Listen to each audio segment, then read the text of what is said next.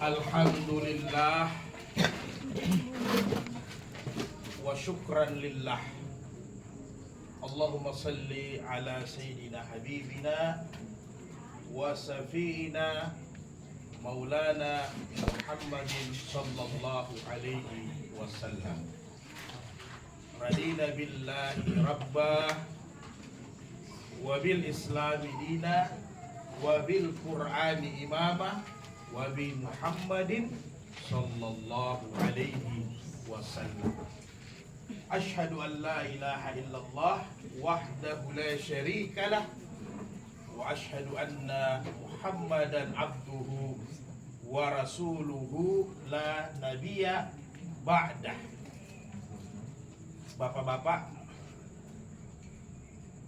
terkhusus ibu-ibu yang cantik semua pada malam hari ini, terkhusus lagi Bapak Adrian sekeluarga yang berduka. Mudah-mudahan kita yang hadir di tempat ini semua insya Allah tanpa terkecuali semua kita nanti masuk surga. Amin. Bapak dan Ibu sekalian yang berbahagia, kita bincang-bincang 10 menit sekaligus menggembirakan keluarga kita, tetangga kita yang berduka. Mudah-mudahan tidak bosan lihat muka saya. Ini agak terang, ini malam. Tadi malam kayaknya tidak ada lampunya. Jadi Bapak dan Ibu yang berbahagia, pertama-tama kita bersyukur nikmat Allah banyak sekali sama kita. Utamanya setelah salat Isya masih bisa kita datang bertaziah. Ini pahalanya besar.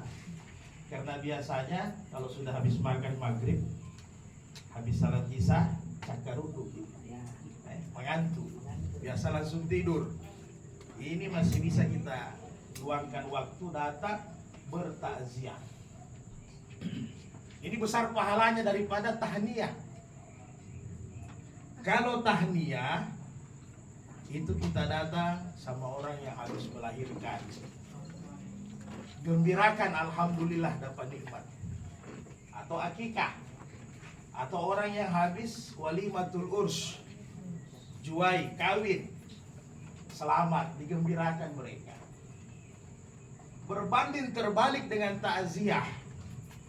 Takziah ini kita datang kasih gembira orang yang ditimpa musibah.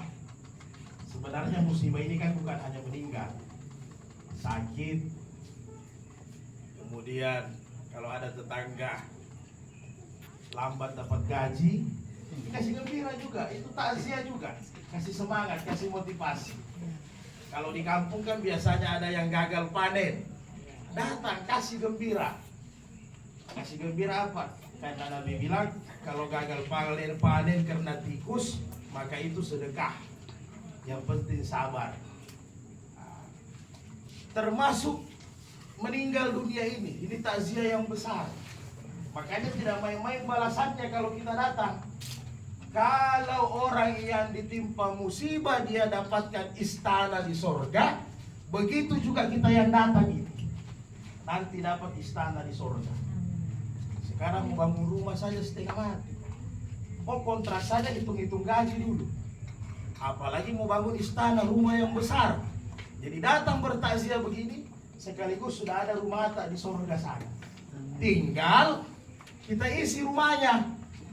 Karena kalau tidak ada juga orang perennya di sana, tidak ada kursinya, tidak ada tempat tidurnya, susah juga. Maka apa? Kata Nabi, isi rumahmu di sorga dengan subhanallah, alhamdulillah, wa la ilaha illallah, Allahu akbar, dan amal-amal saleh yang lain. Kemudian kita kemarin sudah antar almarhumah ke alam barzah. Ini malam ketiga. Kalau malam ketiga itu kalau orang tasawuf bilang matanya meletus, itu orang tasawuf. Jadi mata itu meletus. Maka itu kita datang bertaziah sampai 3 hari ini, itu memang supaya terpikir oleh kita. Kata Imam Syafi'i, taruh itu kematian di pelupuk mata supaya dekat itu kematian. Jadi mawas diri Ki, sebagai warning. Saya saja ini, apalagi ibu-ibuku yang lebih tua, saya saja salat berdiri sudah tidak mampu, tinggal wajib dipaksa. Kalau salat sunat sudah duduk. Ini kan peringatan. Peringatan untuk kita semua, ternyata tidak ada yang kekal abadi. Kecuali indallah bak. Yang ada di sisi Allah saja yang kekal. Apa itu? Amal saleh kita itu saja yang kekal. Sebagai tabungan investasi kita. Maka seolah-olah kata Nabi, kubur itu panggil kita sebenarnya. Setiap saat, hanya kita tidak dengar. Karena repot kalau kubur itu memanggil. Ibunda, kalau kubur itu memanggil kita dengar, repot. Biar mau makan sudah susah. Mandrasa orang padat karya, tidak bisa pergi menyapu. Kalau seandainya kita dengar itu panggilan-panggilan kubur, dan memang panggilan kubur itu ada setiap saat. Orang yang ketika dia dengar azan, dia stopkan dulu sembahyangnya, dia stopkan dulu pekerjaannya, langsung sembahyang, berarti dia dengar panggilan kubur. Karena kubur berkata, saya ini tempat yang paling gelap. Kalau sekarang bisa kita bayangkan apa yang ada di Talise sana. Walaupun anak-anak muda sekarang sudah berani, lebih takut dengan Pak RT daripada sama setan. Karena dipakai hubla di sana, dipakai pacaran. Tapi di bawahnya gelapnya luar biasa petang. Kita rasakan nama Tepo Indo bagaimana perasaan. Pusing kita kalau mati lampu. Gelap rumah dirasa. Padahal rumah lumayan 10 kali 10. Tapi kenapa gelap? Tidak ada penerangnya. Inilah teriakan panggilan kubur. Jadi bayangkan kalau kita berpikir hari ini kita yang dikubur. Dan semua kesana. Apa yang kita harapkan dengan kegelapan itu? Adakah setiap jenazah yang dimasukkan di alam barzah, adakah yang dibawa itu lampu balon? Walaupun dia kerja di Pips, penjual lampu, dia tidak akan pernah bawa lampu itu di lubang lahat, di kubur tidak akan bawa lampu. Jadi bayangkan bagaimana gelapnya. Maka Makkah dan Nabi sallallahu alaihi wasallam, bagaimana supaya kubur ini bisa terang-terang? Jaga sempajata 5 waktu. Dan saya yakin kita semua ini orang yang jaga sembahyang. Bapak ibuku sekalian, bagaimanapun susahnya kita, bagaimanapun capeknya kita, bagaimanapun lelahnya kita, bagaimanapun banyaknya harta kita, bagaimanapun kita miskin, jangan sampai kita tinggalkan sembahyang. Kalau mau kubur itu ada penerangnya. Saya Abah biasanya tidak mampu salat subuh, bangun mau tukar tete asera jam 9. Bagaimana itu? Sembahyang. Jangan sampai tidak sembahyang. Hanya ada biasa anak muda karena sudah bangun jam 8, matahari sudah muncul, tutup saja kamarnya supaya tidak kelihatan matahari terang. Daripada tinggalkan sembahyang dosa besar. Nanti bulan depan sembahyang subuhnya jam 8, tingkatkan. Jangan sampai tinggalkan sembahyang. Nanti bulan depannya lagi salat subuhnya jam 7. Sampai nanti jam 6, sampai nanti tepat waktu. Begitulah latihan Allah pandang kita punya usaha. Jadi bukan karena kita sudah bangun jam 9 tidak mau sembahyang subuh. Apalagi subuh itu cahaya yang paling terang kata Nabi. Basyiril masaina fi zulami bin nuri tammi yaumal qiyamah kata Nabi. Berilah berita gembira kepada orang yang datang di waktu gelap salat subuh. Mereka akan mendapatkan cahaya yang terang nanti di yaumil kiamah. Mana hari kiamat yang pertama? Hari kiamat yang pertama alam barzah, kubur. Belum lagi padang mahsyar. Jadi lihat, biar jam berapa dibangun tidak apa-apa. Nanti berusaha terus daripada meninggalkan salat, itu dosanya besar. Jadi kata Nabi, kalau kita meninggalkan salat 5 waktu, tercatat di pintu neraka aset tak namata si fulan 1 waktu salat kurang lebih 2 juta tahun kita di dalam neraka. Ada yang mampu kira-kira? 3 hari saja kita sakit sudah setengah mati. Kalau mau coba-coba boleh pulang kasih putar kompor gas, duduk di atasnya 5 menit saja kalau kita mampu. Jadi mudah-mudahan kita jaga sembahyang 5 waktu. Kemudian seolah-olah kubur itu berkata, memanggil kita setiap hari. Saya ini tempat yang paling sempit. Sempit tidak kubur ini? Sempit. Kita punya kaplingan 1 meter 1 kali 2 persegi. Itu saja kita punya kaplingan sebenarnya. Yang disertifikat itu bunga-bunganya saja. Yang disertifikat itu hanya bunga-bunganya. Ada orang mati dia mau sertifikatnya? Tidak ada. Karena kita punya tanah kaplingannya itu saja 1 meter 2 meter persegi. Itulah kita punya hak. Jadi bagaimana sempitnya? Kadang orang saja kamarnya sudah 5 kali 5, sudah ada AC, lengkap di dalam kamarnya, ada kulkas. Tapi kalau merah-merahnya tidak ada, kadang sakit kepalanya. Sempitnya rasa dunia ini. Bagaimana kalau dikubur? Sehingga kata Nabi, orang yang tidak ibadah meninggal dunia, kubur yang sempit ini akan menyempitnya, menghempitnya. Tulang-tulangnya berceragah, yang kanan pindah di kiri, yang kiri pindah di kanan. Begitu caranya nanti kalau tidak ada ibadah yang kita bawa. Jadi bagaimana caranya supaya kubur itu luas-luas? Bahkan Nabi bilang sebagai taman surga, banyak silaturahmi, banyak bersedekah. Termasuk ini bertakziah, kasih luas-luas kubur ini.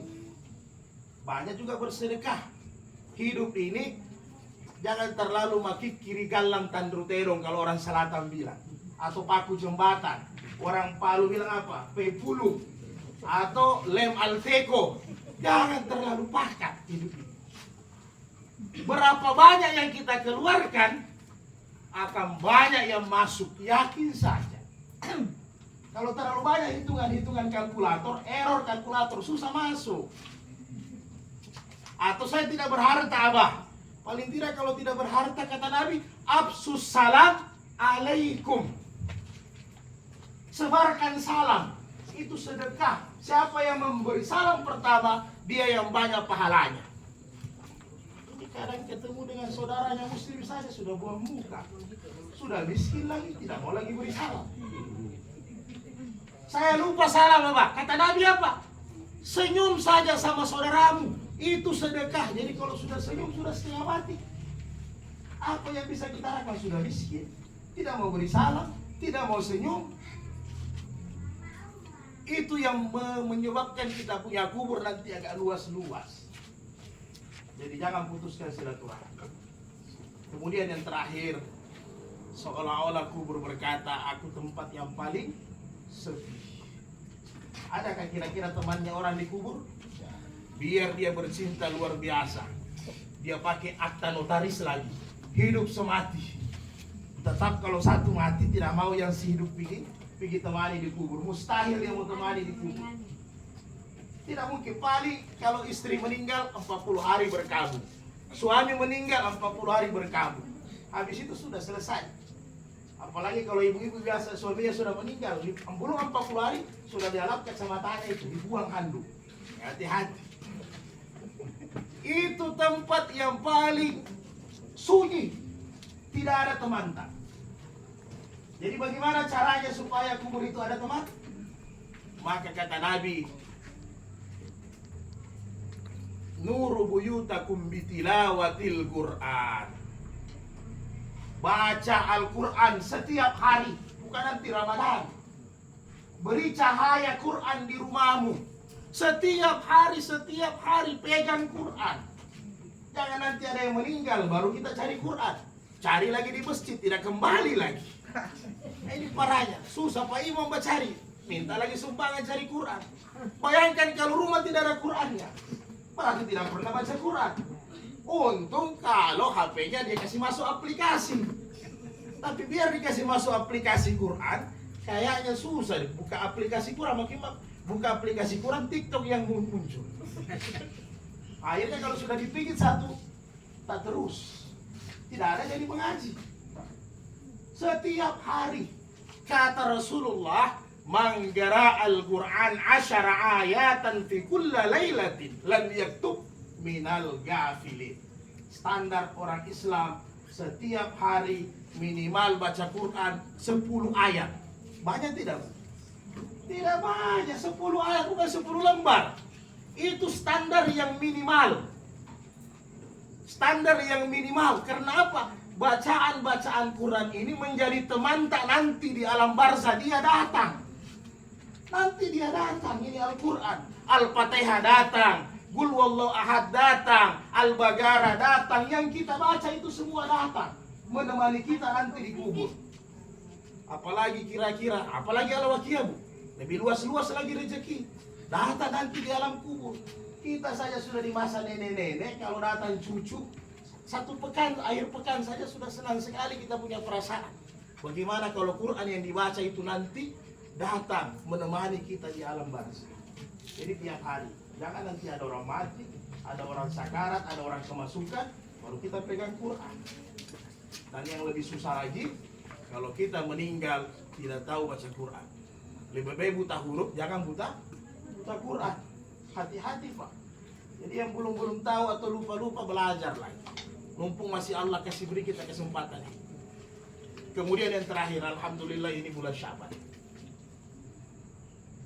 Tidak sampai sebulan lagi, tamu yang besar datang sama kita. Jadi setiap ada tamu yang istimewa, harus kita persiapan. Menjemput itu tamu, melayani itu tamu dengan sebaik-baiknya, dan harus gembira. Jadi tinggal berapa saat lagi, sedikit lagi. Ini Syaban. Jadi khususnya bukan hanya almarhum, keluarga almarhumah, kita semua.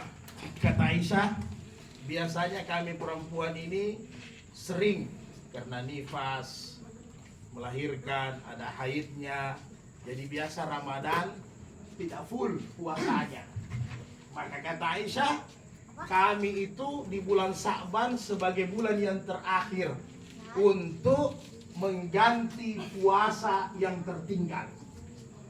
Nah, jadi diingatkan, begitu juga keluarga almarhumah. Siapa tahu tahun lalu almarhumah masih ada utang puasa wajib Ramadan, diganti. Begitu juga kita semua, sampaikan sama istri-istri tak, anak tak perempuan. Kita juga yang laki-laki, siapa tahu pun Ramadan lalu ada sakit, ada musafir, maka ini bulan yang terakhir. Siapa yang tidak ganti puasa Ramadannya dosa besar, sama meninggalkan sembahyang. Bagaimana cara mengganti keluarga yang meninggal, orang tua atau keluarga yang meninggal? Maka kata Nabi dalam hadis-hadis sahih, man mata siyama wa alaihi, barang siapa yang meninggal ada utang puasa Ramadannya, kata Nabi, maka anhu sama anhu waliyuhu, maka keluarganya, walinya yang mengganti itu puasanya. Jadi diganti. Jadi kalau ada keluarga yang ada utang puasa, masih ada kesempatan diganti. Kenapa? Karena persoalan utang sampai apapun susah baku maaf. Bukan hanya utang dengan Allah, utang dengan manusia juga. Susah itu Pak. Jadi dua-dua diselesaikan. Bahkan kata ulama, utang dengan Allah mungkin masih ada baku maaf nanti urusannya Allah, karena Allah Maha Rahman Rahim. Utang dengan manusia biar 1000 perak, susah nanti kita masuk surga gara-gara uang 2000. Orang tidak ikhlas. Belum yang lain-lain. Karena sekarang urusan utang ini kadang kalau datang pinjam luar biasa lembutnya. Tapi kalau kita waktunya sudah jatuh tempo, kita yang jadi susah yang punya uang. Bisa-bisa silaturahmi putus kalau ditagih. Nah, ini susahnya. Nah, jadi kira-kira demikian yang bisa kami sampaikan. Mudah-mudahan kita semua yang hadir di tempat ini semua dapat balikna fi syahrul Ramadan. Dapat bulan Ramadan semua. Sehat walafiat, kuat semua. Allah tambah umur. Amin. Nah, itu yang utama. Kalaupun kita meninggal, saya yang terakhir dari bapak dan ibu semua. Jadi untuk keluarga Pak Adrian, khususnya anaknya almarhum ada berapa? 2 bulan. Ini yang utama, ini anaknya. Kita ini tetangga hanya batas 3 hari. Ini malam. Nanti kalau ada lebih tapi baku rampas. Kayak di masjid biasa, Al-Fatihah itu untuk orang dikubur semua. Tapi baku rampas karena orang ke masjid hanya 10 orang. Orang dikubur talisi terlalu banyak. Iya kan? Jadi ada yang tidak berapa. Makanya anaknya almarhumah setiap saat kirimkan Al-Fatihah, kirimkan doa setelah sembahyang. Sampai atau tidak, paling cepat sampainya daripada Pak Imam yang doakan. Kenapa? Karena nasab ada darahnya. Jadi setiap hari bukan hanya orang hidup saja butuh makan. Orang mati juga butuh makan. Hanya makanannya sudah berbeda. Bukan lagi telur, bukan lagi soko atau pisang. Makanannya doa kepada anak-anak yang saleh. Nah, pertanyaannya, kalau anaknya tidak sembahyang, bagaimana mendoakan? Kita semua ini maksudnya. Itu pertanyaan besarnya. Bagaimana anak mau doakan, karena anak ini sebenarnya investasi yang paling berharga daripada harta benda. Harta benda kita meninggal orang baku rampas. Kalau anak dia jadi soleh, jadi soleha, maka setiap hari 5 piring paling kurang dia kirimkan kita. 5 kali sembahyang, 5 kali doa. Malah bisa-bisa kata ulama, secara tidak langsung kita bersedekah. Karena kebanyakan kenyang sekali. Jadi jangan sampai putus. Demikian, kemudian ada utang piutang diselesaikan. Ada wasiat-wasiat yang baik. Jadi kalau wasiat ini tidak baik, jangan kita laksanakan. Karena ada biasa juga orang, ada wasiat dia tulis nanti tolong putar lagu dangdut di kuburan. Itu wasiat tidak boleh dilaksanakan karena itu wasiat yang tidak baik, yang bertentangan dengan agama. Atau potong ayam, ada wasiat orang meninggal, tolong potong ayam putih, kakinya putih, bulunya putih semua, potong di kubur saya. Tidak boleh ditunaikan, syirik ini. Jadi ada wasiat yang boleh ditunaikan yang baik, kata Nabi. Wasiat yang melanggar aturan agama tidak boleh kita tunaikan. Allah musta'an wal mustaka'. Kita berdoa kepada Allah, semoga kita semua sehat. Almarhumah juga di sana, di alam barzah tenang, kuburnya terang, kuburnya luas, dan amal-amal saleh, doa-doa kita menemani almarhumah di alam barzah. Amin ya rabbal alamin. Bismillahirrahmanirrahim.